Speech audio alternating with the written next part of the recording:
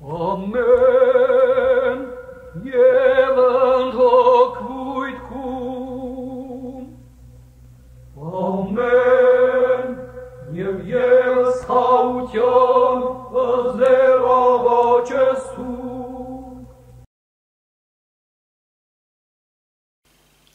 Bonjour, nous sommes dans un parcours de prière, de libération. Jésus libère, Jésus délivre, Jésus chasse les démons. Et comment? Alors nous avons déjà eu quelques enseignements avec la libération, la prière dans l'Ancien Testament. Et maintenant nous avançons avec Jésus. Alors il y a un père de l'Église qui vivait entre l'an 296 et 373, vous voyez c'est ancien, qui s'appelait Saint Athanase d'Alexandrie. Et alors, il nous donne la clé. Il nous explique que Jésus nous réoriente. Pourquoi Dieu aurait-il fait les hommes s'il n'avait voulu être connu d'eux? Ainsi, il les crée selon son image et ressemblance. Mais les hommes méprisèrent le don qui leur était fait. Ils se détournèrent de Dieu et souillèrent à ce point leur âme qu'ils n'oublièrent pas seulement l'idée de Dieu, mais se firent de fausses images, des idoles. Alors, nous continue Athanase. Quand le Christ vient, lui qui est le Fils de Dieu, il vient justement pour nous révéler et pour nous réorienter. Vous savez, quand il y a du soleil à la fenêtre, eh bien, si on met une plante verte, elle va s'orienter vers la fenêtre. Mais si on met un volet à la fenêtre, eh bien, il n'y a rien qui se passe. Eh bien, c'est la même chose. Jésus est le soleil et il va nous réorienter. Alors, c'est ce qu'explique Athanase.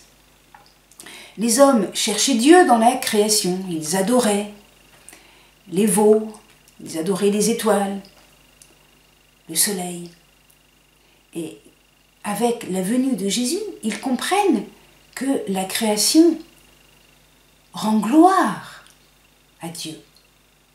Alors il y a une réorientation qui se fait. On ne va pas adorer la terre, même si elle est nourricière, mais on va adorer le Créateur. De même avec les défunts. On pouvait être obnubilé par les ancêtres et les défunts. Jésus est le maître de la vie et de la mort.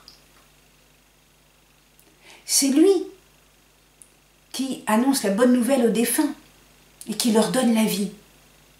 Alors, là encore, le cœur des hommes n'est plus tenté par la nécromancie, le dialogue avec les esprits, mais il est orienté vers Jésus, Jésus-Christ. Les hommes étaient attirés par les démons.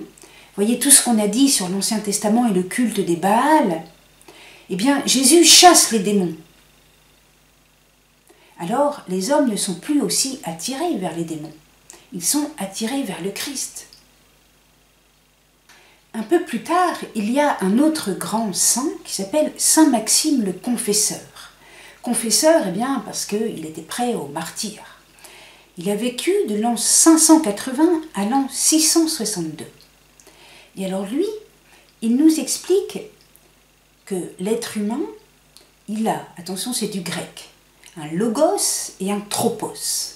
On pourrait dire une nature humaine et une orientation. Alors notre tropos, vous savez le mot tropos, ça donne tropisme, comme une plante qui a un tropisme eh bien, vers le soleil bien sûr. Alors notre tropos peut être orienté vers le soleil, vers le bien. Ce sont les vertus. Il peut être orienté vers le mal, vers les vices. Ce sont les péchés. Et puis, il peut opérer un dépassement sans falsifier notre nature, notre logos, un dépassement en Dieu. Pourquoi? Parce que nous sommes créés à l'image de Dieu.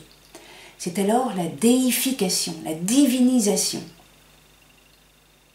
Alors, saint Athanase contemple Jésus. Jésus, il a un logos, il a une nature humaine et divine, et il a un tropos. Et nous, surtout, eh bien nous devons orienter notre tropos vers Dieu.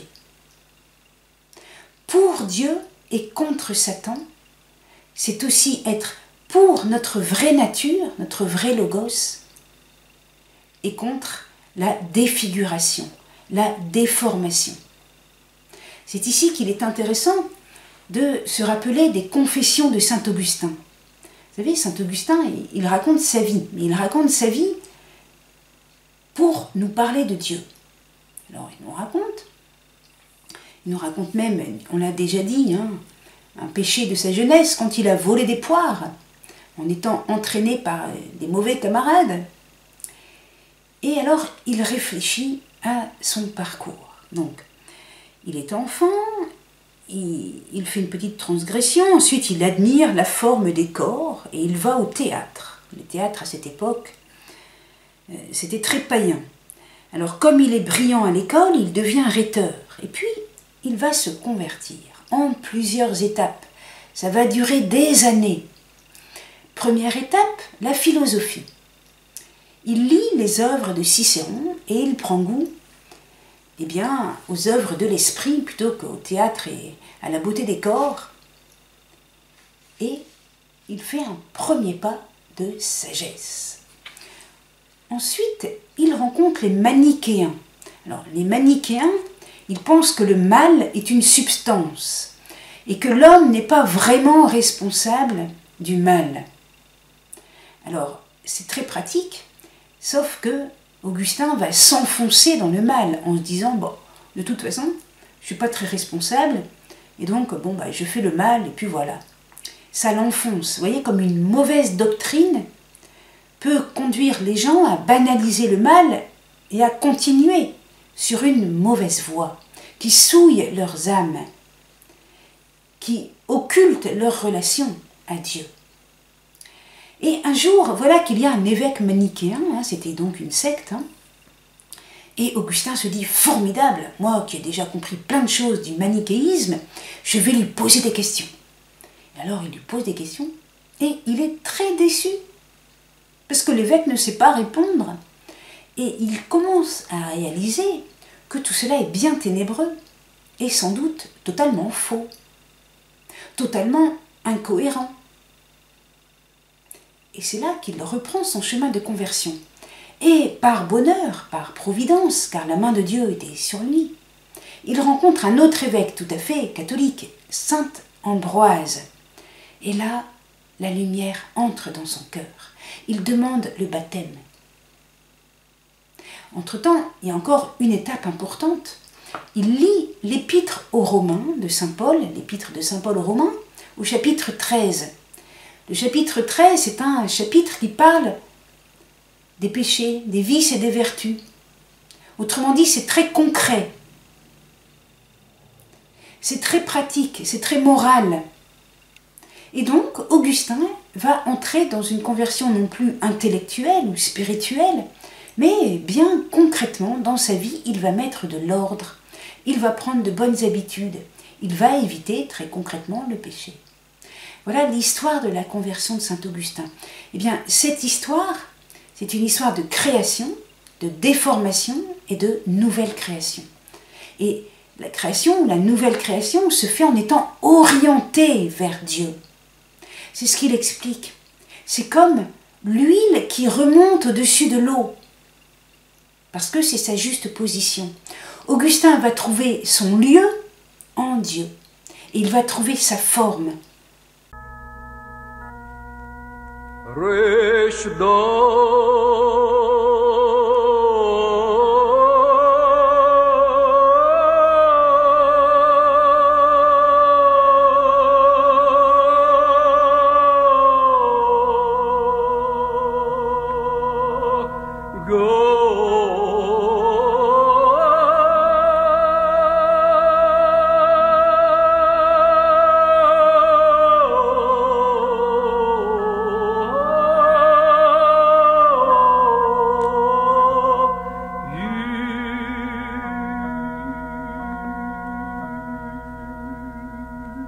Jésus libère, Jésus délivre, Jésus chasse les démons.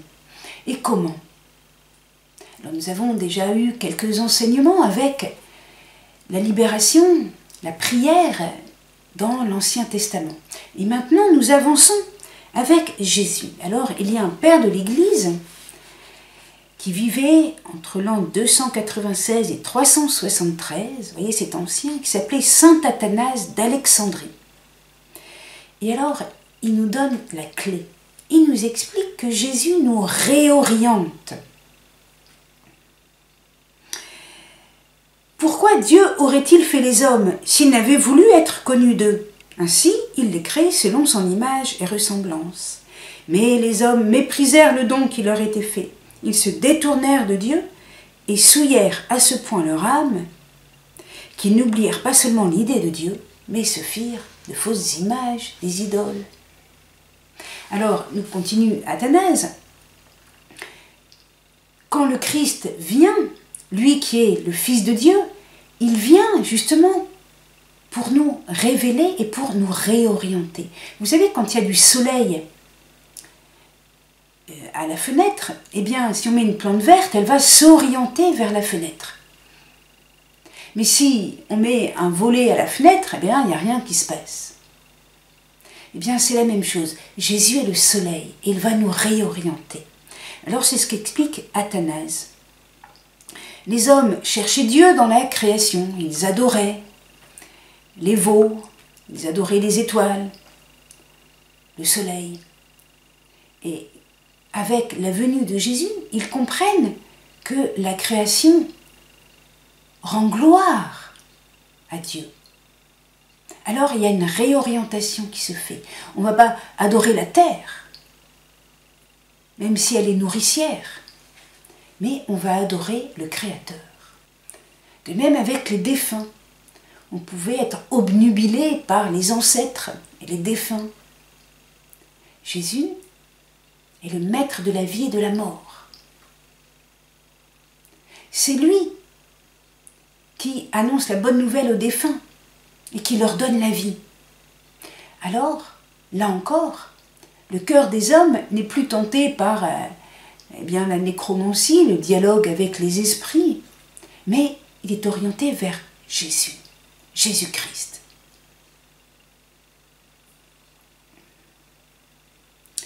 Alors Athanase prend comme ça plusieurs exemples, et puis il nous explique aussi, de façon générale, les hommes étaient attirés par les démons. Vous voyez tout ce qu'on a dit sur l'Ancien Testament et le culte des Baals. Eh bien, Jésus chasse les démons. Alors, les hommes ne sont plus aussi attirés vers les démons. Ils sont attirés vers le Christ. Vers le Christ.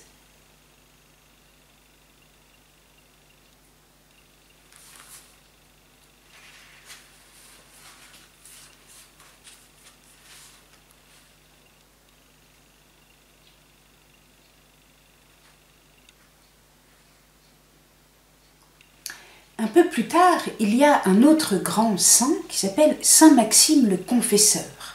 Confesseur, eh bien, parce qu'il était prêt au martyr. Il a vécu de l'an 580 à l'an 662. Et alors lui, il nous explique que l'être humain, il a, attention c'est du grec, un logos et un tropos. On pourrait dire une nature humaine et une orientation. Alors, notre tropos, vous savez, le mot tropos, ça donne tropisme. Comme une plante qui a un tropisme, eh bien, vers le soleil, bien sûr. Alors, notre tropos peut être orienté vers le soleil, vers le bien. Ce sont les vertus. Il peut être orienté vers le mal, vers les vices. Ce sont les péchés. Et puis, il peut opérer un dépassement sans falsifier notre nature, notre logos, un dépassement en Dieu. Pourquoi? Parce que nous sommes créés à l'image de Dieu. C'est alors la déification, la divinisation. Alors, saint Athanase contemple Jésus. Jésus, il a un logos, il a une nature humaine et divine, et il a un tropos. Et nous, surtout, eh bien, nous devons orienter notre tropos vers Dieu. pour Dieu et contre Satan, c'est aussi être pour notre vraie nature, notre vrai logos, et contre la défiguration, la déformation. C'est ici qu'il est intéressant de se rappeler des confessions de saint Augustin. Vous savez, saint Augustin, il raconte sa vie, mais il raconte sa vie pour nous parler de Dieu. Alors, il nous raconte même, on l'a déjà dit, un péché de sa jeunesse quand il a volé des poires, en étant entraîné par des mauvais camarades. Et alors, il réfléchit à son parcours. Donc, il est enfant, il fait une petite transgression, ensuite il admire la forme des corps et il va au théâtre. Le théâtre, à cette époque, c'était très païen. Alors, comme il est brillant à l'école, il devient rhéteur. Et puis, il va se convertir en plusieurs étapes. Ça va durer des années. Première étape, la philosophie. Il lit les œuvres de Cicéron et il prend goût aux œuvres de l'esprit plutôt qu'au théâtre et à la beauté des corps. Et il fait un premier pas de sagesse. Ensuite, il rencontre les manichéens. Alors, les manichéens, ils pensent que le mal est une substance et que l'homme n'est pas vraiment responsable du mal. Alors, c'est très pratique, sauf que Augustin va s'enfoncer dans le mal en se disant, bon, de toute façon, je ne suis pas très responsable, et donc, je fais le mal, et puis voilà. Ça l'enfonce. Vous voyez, comme une mauvaise doctrine peut conduire les gens à banaliser le mal et à continuer sur une mauvaise voie, qui souille leurs âmes, qui occulte leur relation à Dieu. Et un jour, voilà qu'il y a un évêque manichéen, c'était donc une secte, et Augustin se dit, formidable, moi qui ai déjà compris plein de choses du manichéisme, je vais lui poser des questions.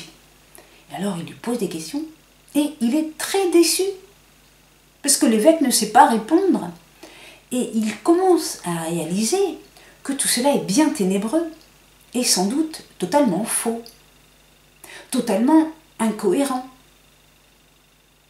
Et c'est là qu'il reprend son chemin de conversion. Et par bonheur, par providence, car la main de Dieu était sur lui, il rencontre un autre évêque tout à fait catholique, saint Ambroise. Et là, la lumière entre dans son cœur. Il demande le baptême. Entre-temps, il y a encore une étape importante. Il lit l'épître aux Romains de saint Paul, l'épître de saint Paul aux Romains, au chapitre 13. Le chapitre 13, c'est un chapitre qui parle des péchés, des vices et des vertus. Autrement dit, c'est très concret. C'est très pratique, c'est très moral. Et donc, Augustin va entrer dans une conversion non plus intellectuelle ou spirituelle, mais bien concrètement, dans sa vie, il va mettre de l'ordre, il va prendre de bonnes habitudes, il va éviter très concrètement le péché. Voilà l'histoire de la conversion de saint Augustin. Eh bien, cette histoire, c'est une histoire de création, de déformation et de nouvelle création. Et la création, la nouvelle création, se fait en étant orientée vers Dieu. C'est ce qu'il explique. C'est comme l'huile qui remonte au-dessus de l'eau, parce que c'est sa juste position. Augustin va trouver son lieu en Dieu, et il va trouver sa forme, parce que dans le péché, on est difforme. Voilà, à travers l'exemple de sa vie, on comprend beaucoup de choses. Nous continuons notre parcours en ouvrant une parenthèse sur des penseurs modernes. Alors, nous allons faire Freud, Baruch et Jean-Claude Larcher. Alors, Freud avait pour maître à penser Feuerbach. Feuerbach est le père de l'athéisme et du matérialisme moderne. Ce qui signifie que la psychanalyse de Freud ne va jamais se référer à la nécessité de se réorienter pour Dieu et contre Satan, ou pour notre vraie nature et contre la déformation de notre logos, de notre nature. Il est tout à fait étranger a ce type de raisonnement. Et c'est important de les savoir. Il a des raisonnements athées qui omettent toute référence à la structuration religieuse de l'âme humaine.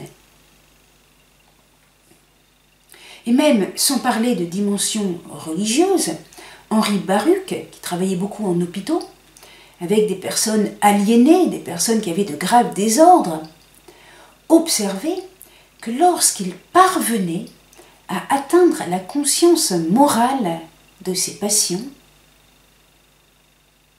autrement dit, à atteindre ce lieu du cœur où les gens savent distinguer le bien et le mal et désirer le bien, autrement dit, savent qu'il y a une orientation dans l'être, eh bien, la paix revenait.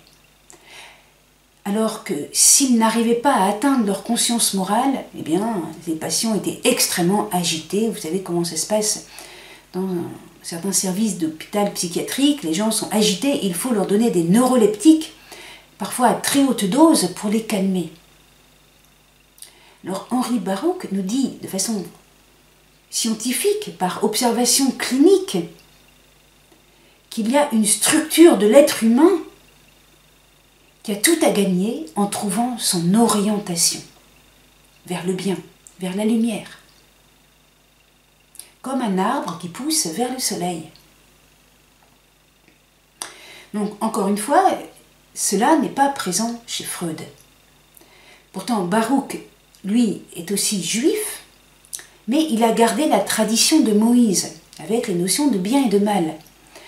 Freud a plutôt une tradition de talmudiste. On recommence encore. Nous continuons ce que nous venons de dire avec les pères de l'Église sur l'orientation de l'être humain pour Dieu et contre Satan, et donc sur la compréhension qu'un être humain est structuré. Vous savez, les caisses de verre, on dit il y a le haut et le bas. Eh bien, l'être humain, il a aussi une orientation. C'est ça que nous disent les pères de l'Église. Alors, ils nous le disent dans un discours religieux. Mais il y a certains psychiatres, sans faire référence à Dieu, qui font les mêmes observations. Par exemple, Henri Baruch, qui est juif, qui est plutôt d'une tradition fidèle à Moïse,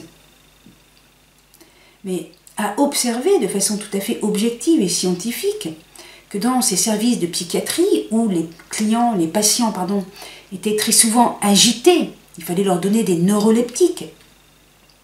Eh bien, quand ce médecin psychiatre arrivait à atteindre la conscience morale des patients,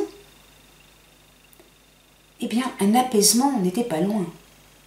Il les conduisait sur un chemin de sérénité, beaucoup mieux qu'avec les neuroleptiques, d'une manière plus profonde. Donc là, il parlait d'une conscience morale, d'une conscience du bien et du mal, sans forcément parler de Dieu. Venons-en à Freud. Freud, lui, a pour maître à penser Feuerbach. Or, Feuerbach est le père de l'athéisme et du matérialisme moderne. Alors, vous me direz, mais Freud est juif. Oui, il est juif, mais de tradition talmudiste, donc avec des discussions sans fin, Dans le Talmud, on prend un passage, quelques versets bibliques, et puis on en donne tous les commentaires possibles. Alors, il a un peu cette tournure d'esprit, mais surtout, il hérite de Feuerbach, de l'athéisme. Et donc, il perd progressivement toute allusion à une structuration de l'être humain, à une orientation, à tout ce qu'on a dit sur le tropisme vers Dieu. Prenons quelques exemples. Pour Freud, et on va comparer avec la pensée chrétienne de, par exemple, Jean-Claude Larcher, qui est internationalement reconnu comme thérapeute chrétien. Pour Freud, toute activité spirituelle, toute prière, toute activité religieuse, ce n'est que de la libido. Autrement dit, ce n'est qu'un instinct sexuel qui a été contrarié, empêché, et donc qui s'exprime de façon religieuse ou artistique. Pour Jean-Claude Larcher, mais c'est le contraire. Ce qui est premier, c'est l'orientation de l'être humain vers Dieu, et cela dès la petite enfance. Je me souviens une fois, dans mon jardin, il y avait un gamin de 5-6 ans, il est monté sur un arbre, il y avait le soleil, et puis il est redescendu, et puis il est allé me voir, avec beaucoup de naïveté, il a dit « Je suis monté sur l'arbre et j'ai vu Dieu ». Évidemment, c'est un mot d'enfant, mais ça veut dire qu'il avait le sens de la verticalité, de la lumière, et que tout ça avait rapport avec Dieu. L'enfant cherche Dieu, son Créateur, celui qui l'entoure d'amour. L'air que nous respirons, la nature, les arbres, le soleil, tout cela nous parle. Alors, Jean-Claude Larcher nous dit l'être humain est d'abord orienté vers Dieu. L'énergie sexuelle vient après. Et ce n'est finalement que l'énergie profonde, orientée vers Dieu, et qui s'exprime de façon facultative, ponctuelle, dans la sexualité humaine. Prenons un autre exemple. Pour Freud, la violence, l'instinct d'agressivité peut s'exprimer soit contre les autres, soit contre soi-même. Alors, Freud fait beaucoup référence à cet instinct d'agressivité. Les pères de l'Église connaissaient aussi cela, mais nous dit Jean-Claude Larcher, ils ne l'exprimaient pas du tout de la même façon. Non, nous ne sommes pas programmés pour être agressifs, soit contre les autres en leur faisant la guerre, soit contre soi-même en se suicidant ou en se mutilant. Nous ne sommes pas faits comme ça. Bien sûr, nous avons un thumos, c'est-à-dire une énergie. Mais cette énergie de soldat, cette énergie de combat, elle est faite pour Dieu et contre Satan. Elle est faite pour combattre ceux qui nous empêchent d'aller vers Dieu. Et il faut être énergique pour aller vers Dieu. Il y a beaucoup d'obstacles à vaincre. Des obstacles dans le monde, des obstacles dans notre corps, des obstacles dans notre orgueil, et puis les démons. Tout ceci nous amène au prochain chapitre où nous parlerons des facultés de l'âme et des passions de l'âme. Merci, au revoir, à bientôt.